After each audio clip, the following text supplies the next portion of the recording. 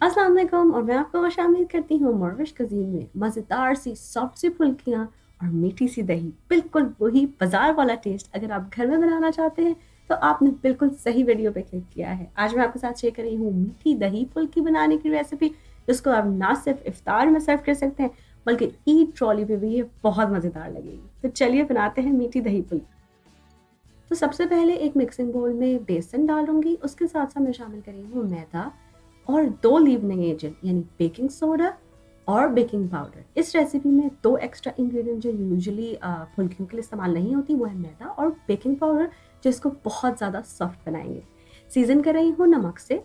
फिर बहुत थोड़ा-थोड़ा करके इसमें मैं रूम टेम्परेचर पानी शामिल करके इसका एक अच्छा सा रनी सा पेस्ट बना लूँगी। जब इस पेस्ट को मैं चमचे में उठाऊँगी तो ये ईज़िली ऐसे गिर जाना चाहिए, ड्रिप डाउन होना चाहिए। फिर मैंने एक कढ़ाई में तेल गरम किया और आँच में मीडियम से हाई के दरमियान रखूँगी और चमचे की मदद से इस बैटर को मैं गरम तेल में डालती जाऊँगी। अब आपकी मर्ज़ी है आप कितनी बड़ी फुल्कियाँ बनाना चाहते हैं। मैंने बहुत छोटा-सा स्पून यूज़ किया है और मैं उसकी मदद से ये फुल्कियाँ बना रही हूँ।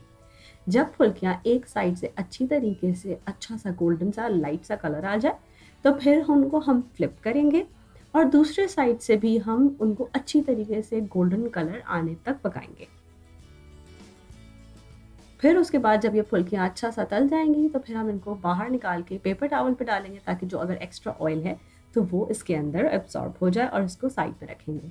जब तक हम अपनी बनाएँगे दही, एक प्याले में मैंने ग्रीक योगर्ट लिया है, आप कोई सा भी दही ले सकते हैं और इसके अंदर मैं शामिल कर रही हूँ चीनी और पानी की मदद से मैं इस दही को फेंट लूँगी। अब ये आप पे डिपेंड करता है आपको कितनी गाढ़ी या पतली दही चाहिए। यूजुअली मीठी दही फुल्की की दही गाढ़ी साइड की तरफ होती है।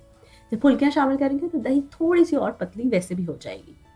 अब वो जो फुल्कियाँ हमने तैयार की थी, उन फुल्कियों को मैं एक रूम टेम्परेचर पानी में इतनी देर के लिए डालूँगी कि वो पानी को अच्छी तरीके से अपने अंदर सोक कर लें और नरम हो जाए। निशानी ये है कि जब हाथ लगा के देखेंगे, मगर बहुत हल्के हाथ से हाथ लगाइए वरना फुल्कियाँ टूट सकती हैं। जैसे कि आप देख सकते हैं ये फुल्कियों ने पानी पी लिया है और ये नरम हो गई हैं। अब दोनों हथेलियों के बीच में रख के एक फुल्की को मैं हल्का सा दबाऊँगी, ताकि जो उसके अंदर से जो एक्स्ट्रा पानी है वो निचड़ जाए और उस फुल्की को मैं फेंटी हुई दही के अंदर शामिल कर दूँगी।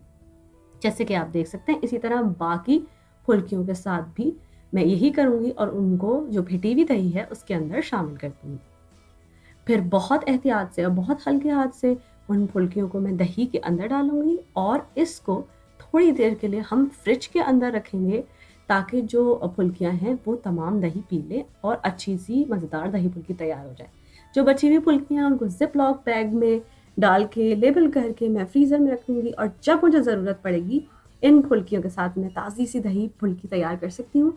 पर शर्त ये है कि अगर ये फ्रीज़ करी हुई फुल्कियाँ हों, तो जो पानी जिसमें आप भिगोएँगे उसको अच्छा गरम सा पानी होना चाहिए और इस तरह आप रमज़ान में मज़ेदार दही फुल्की घर में बना सकते हैं। तो इस तरह जल्दी से ये तैयार हो गई दही फुल्की। इस दही फुल्की की रेसिपी को इस्तेमाल करते हुए मैंने बनाई है मिक्स चाट और इसकी रेसिपी मैं आप लोगों के साथ बहुत जल्द शेयर करने वाली हूँ। फुल्की को बनाइए और पहले से आप फ्रीज़र में रखिए। अगर इस रेसिपी को आप ट्राई करें तो प्लीज़ मुझे ज़रूर बताइए कि ये रेसिपी आपके पास कैसी बनी। हैशटैग डालिए रमज़ान विद मोरविश। मुझे और मेरी फैमिली को अपनी दुआओं में ज़रूर याद रखिए। मेरी रेसिपीज़ को पसंद करने का और उनको सराहने का बहुत शुक्रिया। अल्लाह हाफ़िज़। अगर आपको ये रेसिपी अच्छी लगी तो इन लिंक्स पे ज़रूर क्लिक कीजिए और एन्जॉय कीजिए और बहुत सी मज़ेदार रेसिपीज़।